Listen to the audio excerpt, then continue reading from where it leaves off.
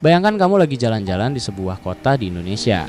Ada minimarket, ada angkot, ada warung kopi, tapi di sisi lain ada papan pengumuman yang mengingatkan pengunjung soal aturan berpakaian. Ada petugas yang bisa menindak pasangan yang dianggap terlalu dekat di tempat umum. Dan kalau kamu melanggar beberapa aturan tertentu, hukumannya bisa cambuk di depan umum. Ini bukan negara lain, ini masih Indonesia. Ini Aceh.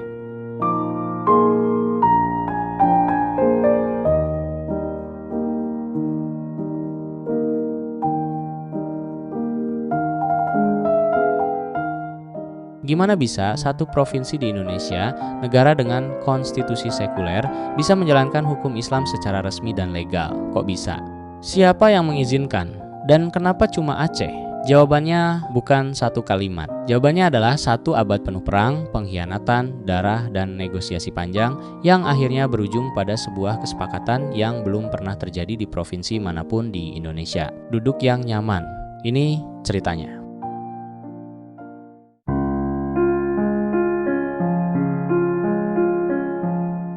Buat ngerti kenapa Aceh bisa dapat privilege yang tidak dimiliki provinsi lain, kita harus mundur dulu jauh ke belakang. Jauh banget ke abad ke-16. Di masa itu Aceh bukan sekadar daerah, Aceh adalah kekuatan besar. Kesultanan Aceh Darussalam punya armada perang yang bikin Portugis pusing. Mereka punya jalur dagang yang menghubungkan Nusantara ke India, Arabia, bahkan sampai ke Istanbul ke Kesultanan Utsmaniyah di Turki.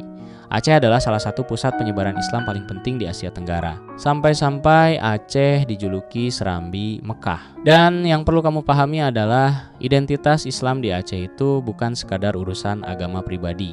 Itu identitas politik, identitas budaya, identitas kolektif yang sudah tertanam selama berabad-abad. Jauh sebelum kata Indonesia bahkan ada. Jadi kalau nanti kamu heran kenapa orang Aceh sangat serius soal syariat, ini bukan tren baru, ini warisan yang umurnya ratusan tahun.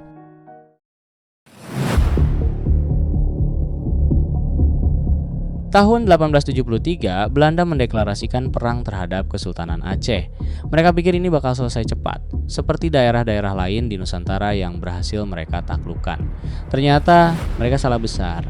Perang Aceh berlangsung hampir 30 tahun, ya. 30 tahun, bukan 3 bulan. Ini bukan perang biasa, ini perang gerilya yang melelahkan, brutal, dan penuh pengorbanan dari kedua pihak. Ratusan ribu jiwa melayang. Belanda, yang saat itu adalah salah satu kekuatan kolonial terbesar di dunia, kesulitan menaklukkan satu wilayah ini. Kenapa? Karena perlawanan Aceh bukan sekadar perlawanan militer, itu perlawanan berbasis keyakinan. Para ulama memimpin, perang dijadikan jihad, dan ketika agama sudah jadi motivasi, jauh lebih susah menghentikan orang untuk bertempur. Efeknya, sampai hari ini, ada satu hal yang tertanam kuat dalam DNA orang Aceh. Mereka bukan orang yang mudah tunduk, mereka punya harga diri kolektif yang sangat tinggi. Dan rasa itu, sadar atau tidak, terus mempengaruhi setiap negosiasi politik Aceh dengan pemerintah pusat sampai era modern.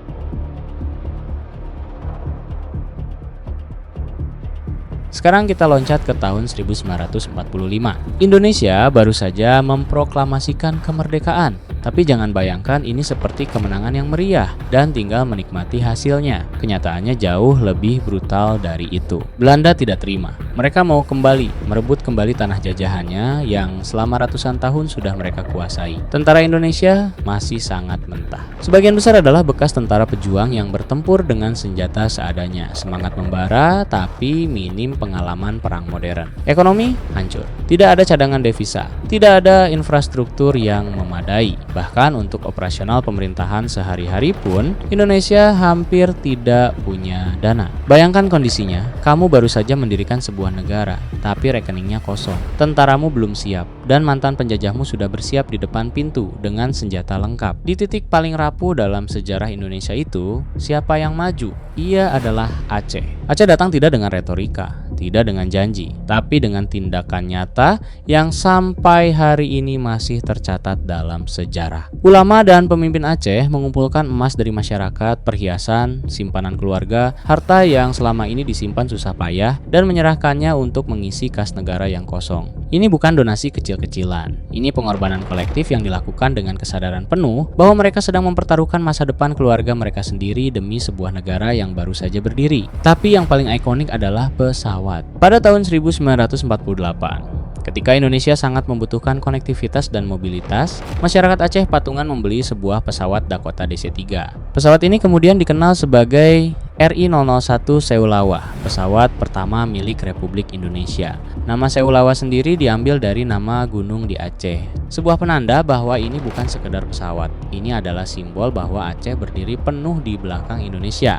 Pesawat itu kemudian menjadi cikal bakal Garuda Indonesia. Belum selesai di situ. Aceh juga mengirimkan logistik, bahan pangan, dan dukungan militer ke berbagai penjuru Indonesia yang sedang berjuang mempertahankan kemerdekaan. Sementara banyak daerah lain masih dalam kebimbangan. Menimbang untung rugi, menunggu situasi lebih jelas, Aceh sudah all in sejak awal. Karena itu, Bung Karno sendiri pernah menyebut Aceh sebagai daerah modal bagi Republik Indonesia, bukan pujian basa-basi. Itu pengakuan resmi bahwa tanpa kontribusi Aceh, perjalanan awal Indonesia mungkin akan jauh lebih berat. Dan dibalik semua pengorbanan itu, ada satu harapan yang sangat sederhana. Aceh tidak meminta banyak. Mereka tidak menuntut kekuasaan politik di tingkat nasional. Mereka tidak meminta bagian ekonomi yang besar. Yang mereka minta hanyalah satu hal, pengakuan atas identitas mereka. Otonomi untuk mengatur urusan sendiri, terutama dalam 3 bidang yang paling mereka jaga, yaitu agama, adat, dan pendidikan. Sebuah permintaan yang sangat wajar dari daerah yang sudah membuktikan kesetiaannya dengan cara yang tidak main-main. Dan pemerintah pusat di awal kemerdekaan itu mengangguk. Mereka bilang, "Ya, kita sepakat." Seperti yang sering terjadi dalam sejarah, janji yang diucapkan di masa krisis belum tentu tetap dipegang ketika krisis itu berlalu. Ketika situasi mulai berubah, sejarah pun punya caranya sendiri untuk menguji kesetiaan. Dan Indonesia sayangnya dinilai gagal melewati ujian itu, setidaknya di mata sebagian masyarakat Aceh.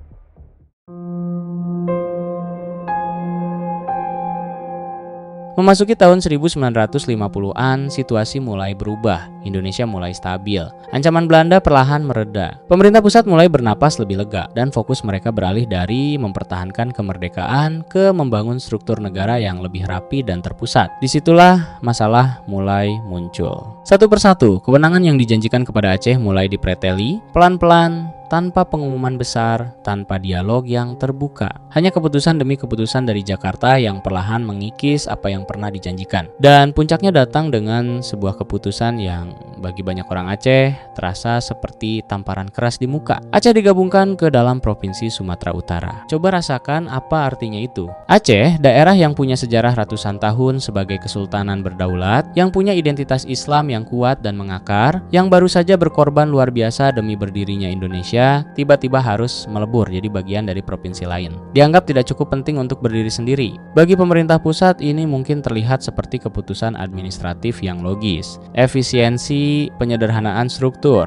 hal-hal yang terdengar masuk akal di atas kertas. Tapi bagi para pemimpin Aceh, ini bukan soal administrasi, ini soal kepercayaan yang dikhianati. Bayangkan posisi mereka, kamu sudah menyerahkan emas keluargamu, kamu sudah patungan beli pesawat untuk negara, kamu sudah mengirim anak-anak mudamu untuk bertempur dan sebagian dari mereka tidak pernah pulang. Kamu melakukan semua itu karena kamu percaya pada sebuah janji bahwa identitasmu akan dihormati, bahwa kamu akan diberi ruang untuk mengatur urusanmu sendiri. Dan kemudian begitu situasi aman dan nyaman, janji itu dilupakan begitu saja, tanpa penjelasan yang memadai, tanpa rasa sungkan. Apa yang kamu rasakan? Itulah yang dirasakan Aceh. Kekecewaan itu tidak meledak seketika. Ia menumpuk pelan-pelan, seperti air yang mendidih di dalam panci tertutup. Para ulama berbicara, para pemimpin menulis surat. Protes disampaikan lewat jalur resmi. Tapi suara itu seperti membentur tembok, didengar, lalu diabaikan. Sampai akhirnya, pada tahun 1953, panci itu meledak. Dan orang yang menyulut apinya adalah seorang ulama besar, yang namanya sudah lama menjadi simbol perlawanan di Aceh, Daud Bereh. Daud Bereh bukan nama sembarangan. Di Aceh, dia bukan sekadar ulama. Dia adalah tokoh yang punya legitimasi berlapis, dihormati karena ilmu agamanya, dipercaya karena rekam jejaknya dalam perjuangan kemerdekaan, dan dicintai dicintai karena dia dianggap benar-benar berpihak pada rakyat. Ketika Indonesia berjuang melawan Belanda, Daud Bereh adalah salah satu orang yang paling keras menggerakkan Aceh untuk mendukung Republik. Dia percaya pada Indonesia. Dia yang meyakinkan banyak warga Aceh bahwa berjuang bersama Indonesia adalah hal yang benar untuk dilakukan. Jadi bayangkan betapa dalamnya luka yang dia rasakan ketika janji itu dilanggar. Ketika Aceh digabungkan ke Sumatera Utara dan otonomi yang dijanjikan menguap begitu saja, Daud Bereh tidak diam.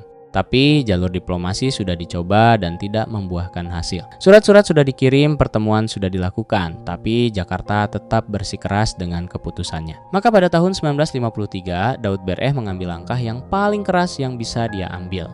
Dia memimpin pemberontakan, dan bukan pemberontakan biasa, dia menggabungkan Aceh ke dalam gerakan Darul Islam atau DITII, sebuah gerakan nasional yang menuntut berdirinya negara Islam Indonesia. Di bawah kepemimpinannya, Aceh memproklamasikan diri sebagai bagian dari negara Islam Indonesia pimpinan Kartosuwiryo di Jawa Barat. Sekarang, penting untuk memahami konteks ini dengan jernih. Bagi Daud Bereh dan para pengikutnya, ini bukan semata-mata soal ideologi negara Islam dalam pengertian yang abstrak. Tuntutan konkretnya sangat jelas. Syariat Islam harus bisa diterapkan di Aceh, dan Aceh harus punya otonomi yang nyata, bukan sekadar janji di atas kertas yang bisa dicabut kapan saja Jakarta mau. Ini adalah pemberontakan yang lahir dari kekecewaan, bukan dari kebencian terhadap Indonesia. Dan skalanya tidak kecil. Konflik ini berlangsung hampir 6 tahun, menguras energi, sumber daya, dan perhatian pemerintah pusat. Wilayah-wilayah di pedalaman Aceh berubah menjadi medan pertempuran. Korban berjatuhan, kehidupan masyarakat terganggu, dan semakin lama konflik berlangsung, semakin jelas bahwa ini bukan sesuatu yang bisa diselesaikan hanya dengan kekuatan militer. Jakarta akhirnya sadar mereka harus bicara. Setelah serangkaian negosiasi yang panjang dan melelahkan, pada tahun 1959, pemerintah pusat akhirnya memberi Aceh status resmi sebagai daerah istimewa. Status ini secara spesifik memberikan Aceh kewenangan khusus di 3 bidang: agama, adat, dan pendidikan. Daud Bereh menerima. Pemberontakan mereda. Di permukaan, ini terlihat seperti kemenangan. Dan sampai batas tertentu. Memang iya, ini adalah pertama kalinya pemerintah Indonesia secara resmi mengakui keistimewaan Aceh dalam dokumen hukum. Ini bukan hal kecil, tapi kemenangan ini punya rasa yang aneh, pahit di balik manisnya. Karena ternyata daerah istimewa itu tidak datang dengan gigi yang tajam. Tidak ada mekanisme penegakan yang jelas. Tidak ada anggaran khusus yang signifikan. Tidak ada struktur kelembagaan yang benar-benar memberi Aceh kekuatan untuk mengatur urusannya sendiri secara konkret. 3 bidang yang dijanjikan, agama, adat, pendidikan, dalam praktiknya tetap dikendalikan secara dominan oleh pusat. Status istimewa itu perlahan-lahan terasa seperti bingkai foto yang indah tapi kosong di dalamnya. Dan kemudian Soeharto naik ke tampuk kekuasaan.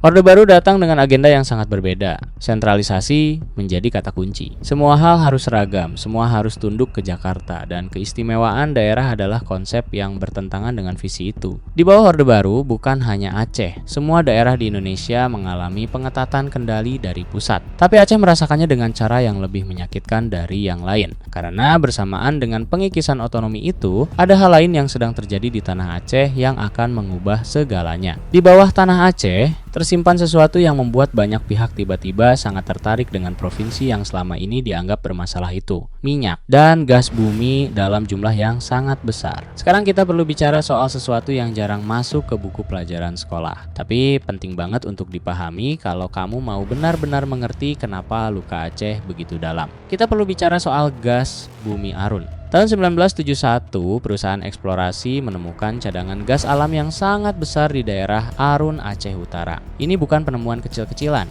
Ini adalah salah satu ladang gas terbesar di Asia pada saat itu. Skalanya hampir tidak bisa dibayangkan, cukup untuk memasok kebutuhan energi dalam negeri, sekaligus menghasilkan devisa ekspor yang sangat signifikan bagi Indonesia selama puluhan tahun ke depan. Di atas tanah itu kemudian dibangun kompleks industri raksasa. PT Arun NGL, kilang pengolahan gas alam cair yang menjadi salah satu yang terbesar di dunia. Lalu pupuk Iskandar Muda, pabrik pupuk yang pada masanya masuk kategori terbesar di dunia, berdiri megah di atas tanah Aceh. Kapal-kapal tanker besar datang silih berganti mengangkut gas cair ke Jepang, Korea, dan berbagai negara lain. Uang mengalir, tapi kemana?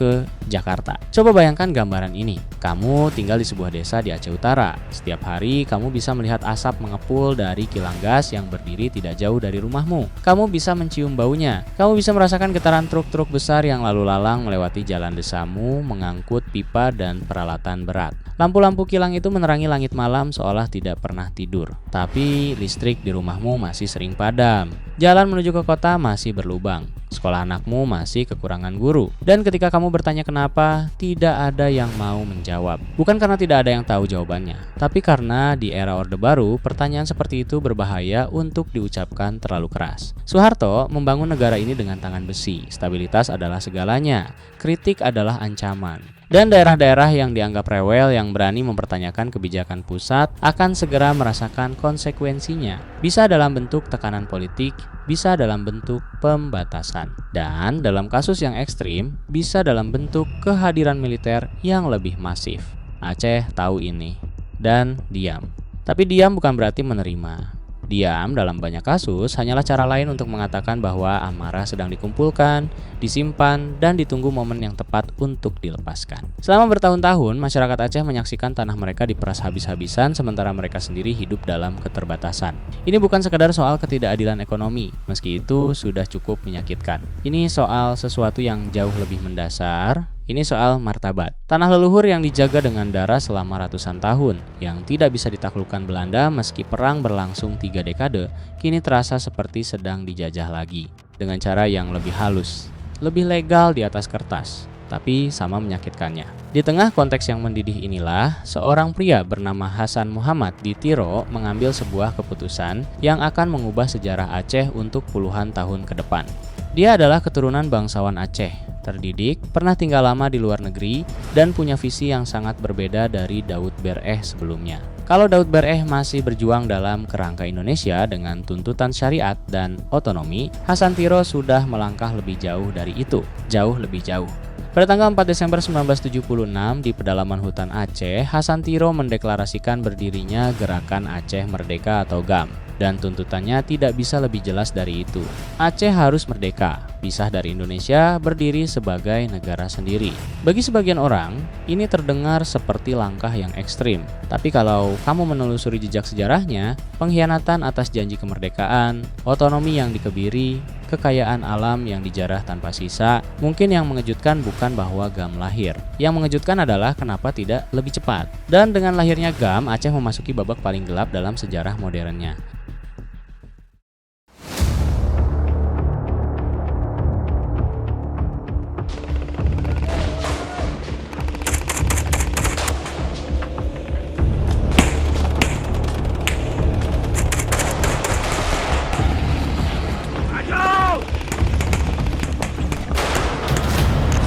Your movement is fighting for independence for Aceh, and President Wahid's government in Jakarta has offered you more autonomy. Can you envisage accepting a greater degree of autonomy rather than full independence for Aceh? What we want is total independence, and the United Nations will do something to help the independence of Aceh. Menyelesaikan masalah Aceh secara damai itu bisa disebut mission impossible.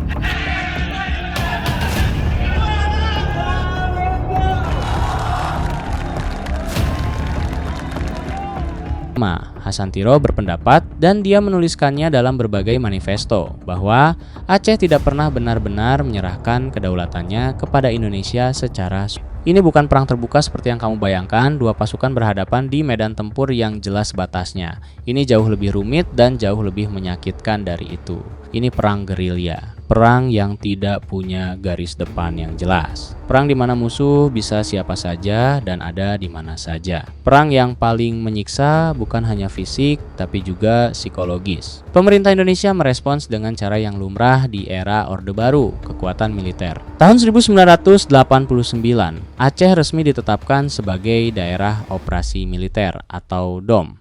Status ini secara efektif menempatkan Aceh di bawah kendali militer penuh. Pasukan dari berbagai satuan dikirim ke sana dalam jumlah besar. Operasi-operasi militer dijalankan dengan tujuan untuk membasmi GAM sampai ke akar-akarnya. Tapi yang terjadi di lapangan jauh lebih kelam dari sekadar operasi militer. Selama periode DOM yang berlangsung hampir 10 tahun, dari 1989 sampai 1998, ketika Orde Baru runtuh, Aceh menjadi wilayah di mana hukum terasa seperti tidak berlaku. Pelanggaran HAM terjadi secara masif dan sistematis. Orang-orang hilang tanpa jejak, pergi dari rumah dan tidak pernah kembali. Sementara keluarganya tidak pernah mendapat penjelasan apapun penyiksaan terjadi. Eksekusi tanpa pengadilan terjadi, perempuan menjadi korban kekerasan. Desa-desa yang dicurigai menyimpan anggota atau simpatisan GAM dibakar, dan pelakunya seringkali tidak bisa diidentifikasi dengan jelas, tidak bisa diklaim, tidak bisa dituntut dalam kabut konflik gerilya yang intens. Kebenaran menjadi barang yang sangat mahal harganya. GAM juga bukan tanpa dosa. Mereka juga melakukan kekerasan terhadap aparat, terhadap warga yang dianggap berkolaborasi dengan pemerintah, terhadap pendatang dari luar Aceh yang dipandang sebagai perpanjangan tangan Jakarta. Konflik ini bukan cerita hitam putih di mana satu pihak sepenuhnya benar dan pihak lain sepenuhnya salah. Yang paling menanggung bebannya seperti biasa adalah rakyat sipil. Bayangkan tumbuh besar dalam kondisi seperti itu. Kamu masih anak-anak, mungkin baru berusia 7 atau 8 tahun.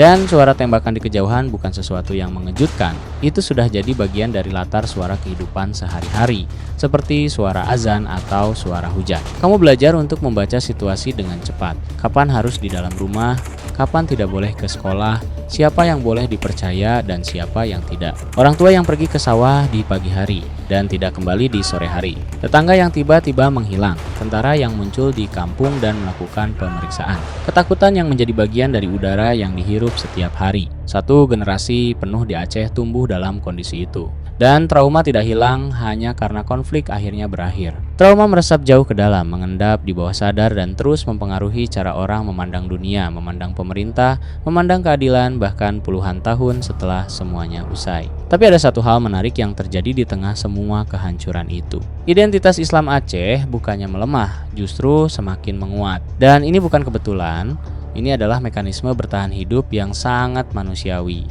Ketika segalanya bisa dirampas, kekayaan alammu, keamananmu, orang-orang yang kamu cintai, rasa tenang yang seharusnya menjadi hakmu, ada satu hal yang jauh lebih sulit untuk dihancurkan, keyakinan, identitas. Rasa tentang siapa kamu dan dari mana kamu berasal. Masjid-masjid menjadi pusat komunitas yang lebih dari sekadar tempat ibadah. Mereka menjadi tempat perlindungan, tempat konsolidasi, tempat di mana masyarakat bisa saling menguatkan. Ulama menjadi figur kepercayaan ketika institusi negara terasa seperti ancaman. Syariat bukan lagi sekadar aturan agama. Ia menjadi simbol identitas kolektif yang harus dipertahankan justru karena semua hal lain sedang berusaha diambil. Semakin keras tekanan dari luar, semakin dalam Aceh menggenggam identitasnya sendiri. Dan itu adalah konteks yang sangat penting untuk dipahami ketika nanti kita bicara soal kenapa akhirnya ada ruang untuk bernegosiasi. Syariat Islam menjadi salah satu tuntutan yang paling tidak bisa ditawar oleh Aceh.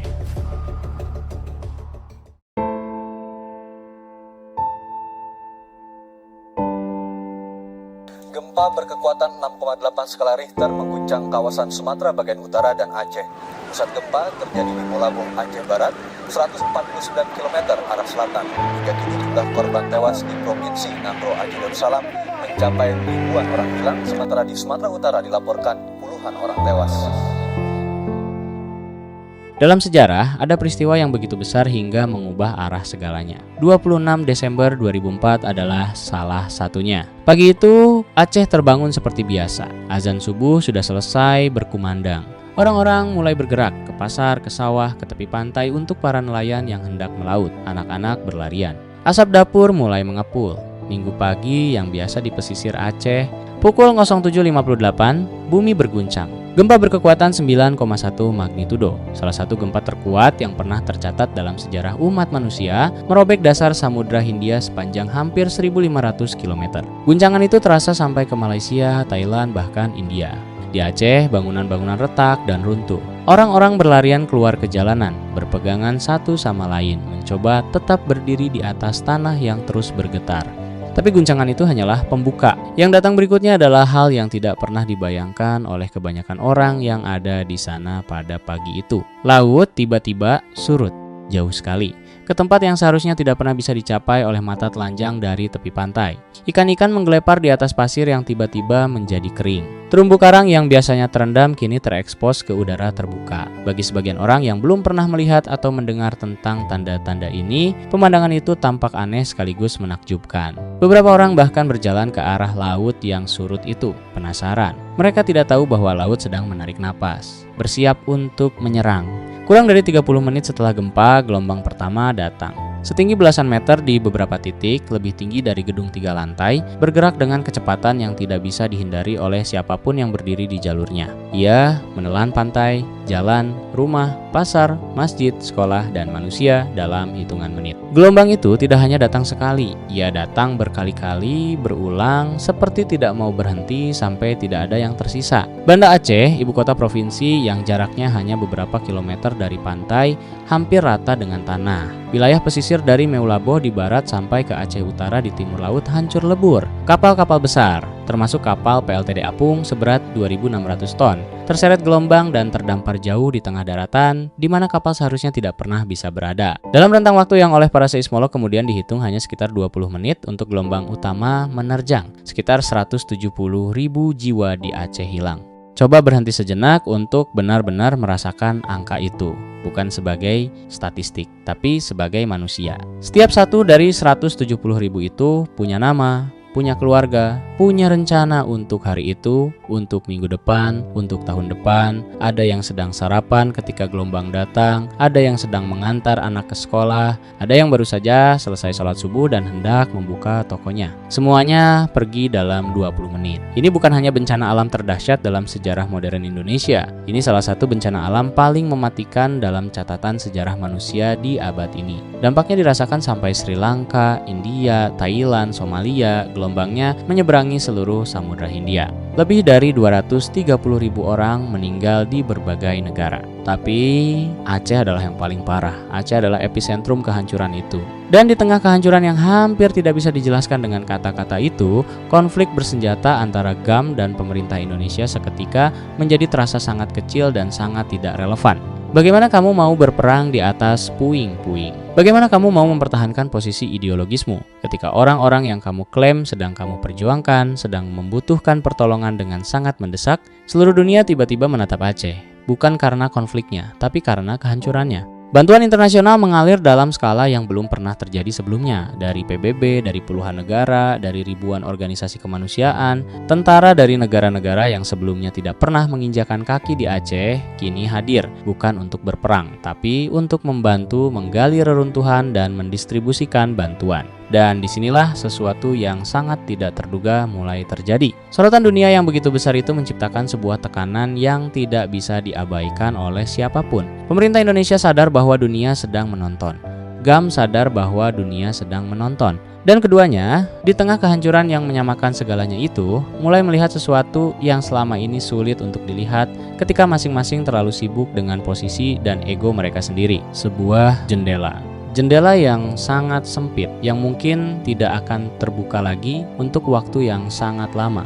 Jendela menuju perdamaian. Pemimpin GAM di pengasingan yang selama ini menolak segala bentuk negosiasi yang tidak menempatkan kemerdekaan sebagai titik awal, mulai membuka diri. Pemerintah Indonesia yang selama ini memandang GAM semata-mata sebagai masalah keamanan yang harus diselesaikan secara militer, mulai berbicara tentang solusi politik. Bencana yang merenggut 170.000 nyawa itu dengan cara yang sangat tragis dan ironis, melakukan sesuatu yang tidak berhasil dilakukan oleh puluhan tahun perundingan dan tekanan. Ia memaksa kedua belah pihak untuk duduk di meja yang sama dengan hati yang sedikit lebih rendah dan mata yang sedikit lebih terbuka. Karena kadang justru ketika segalanya sudah hancur, manusia baru bisa melihat dengan jelas apa yang benar-benar penting. Januari 2005, kurang dari sebulan setelah tsunami, Aceh masih tenggelam dalam duka. Jenazah masih ditemukan di bawah reruntuhan. Ratusan ribu orang masih tidur di tenda-tenda pengungsian. Bau kehancuran masih memenuhi udara. Namun di tengah semua itu, sebuah percakapan diam-diam mulai terjadi di balik layar. Percakapan yang selama bertahun-tahun sebelumnya hampir tidak mungkin terjadi.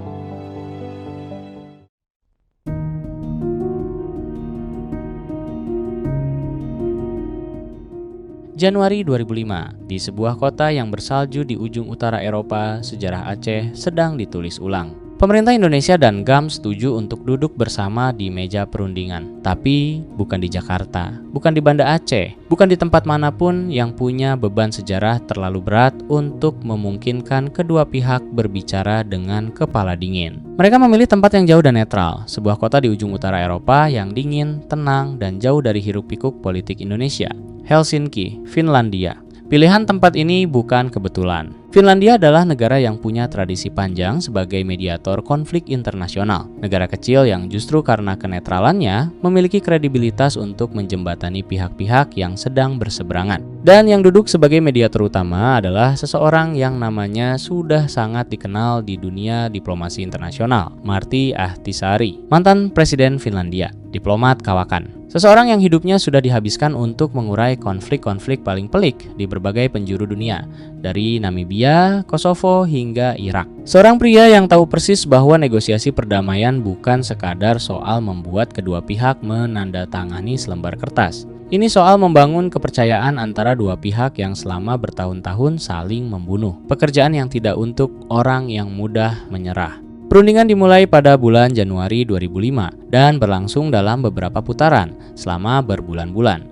Dan jangan bayangkan ini sebagai proses yang mulus dan penuh kehangatan. Ini adalah negosiasi yang keras, melelahkan, dan penuh dengan momen di mana semuanya hampir buyar. Di satu sisi meja, delegasi pemerintah Indonesia membawa mandat yang jelas. Aceh tidak bisa merdeka. Itu garis merah yang tidak bisa dinegosiasikan. NKRI harga mati. Tapi di luar itu, ada ruang yang bisa dibicarakan. Seberapa luas, itu yang harus dirundingkan. Di sisi lain, delegasi GAM sebagian besar adalah tokoh-tokoh yang sudah hidup bertahun-tahun di pengasingan, jauh dari tanah yang mereka perjuangkan, datang dengan beban yang sangat berat. Mereka datang membawa harapan puluhan tahun, membawa ingatan tentang darah yang tumpah, membawa suara rakyat Aceh yang tidak bisa hadir di ruangan itu, tapi keberadaannya terasa di setiap keputusan yang diambil. Melepas cita-cita kemerdekaan bukanlah keputusan yang bisa diambil dalam semalam. Itu adalah keputusan yang memerlukan kejujuran yang sangat menyakitkan.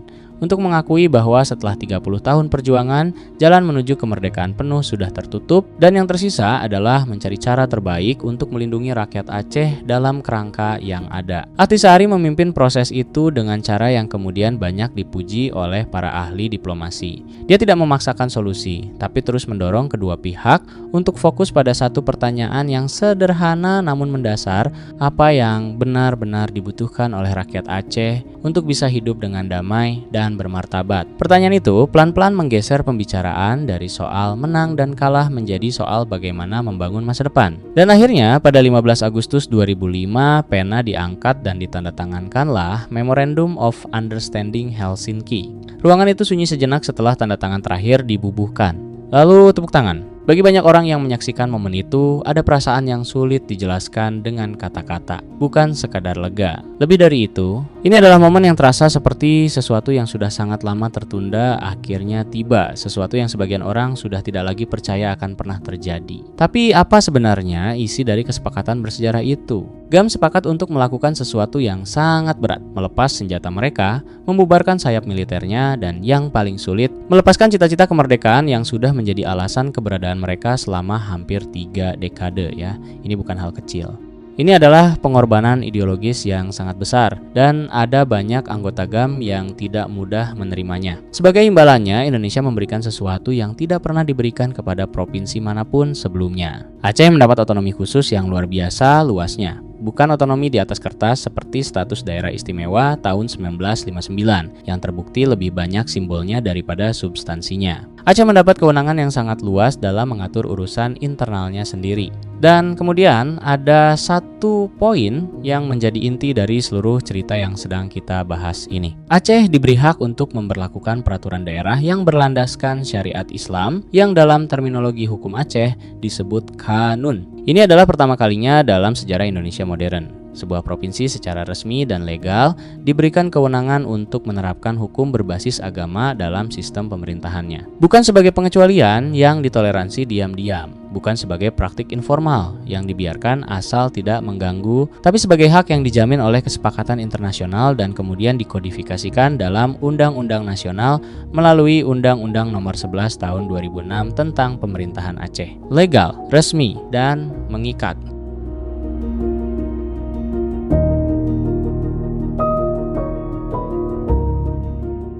Dan inilah jawaban atas pertanyaan yang kamu bawa sejak di awal video ini. Kenapa Aceh bisa melakukan sesuatu yang tidak bisa dilakukan provinsi lain? Syariat di Aceh bukan hadiah, bukan keistimewaan yang jatuh dari langit. Itu adalah bagian dari harga perdamaian yang dibayar dengan sangat-sangat mahal. Aceh bukan anomali Indonesia. Aceh adalah bukti hidup bahwa sejarah yang dalam dan identitas yang kuat tidak bisa begitu saja diadministrasikan dari jauh. Ia harus didengar, dihormati, dan pada akhirnya diakui. Dan mungkin pelajaran itu tidak hanya berlaku untuk Aceh,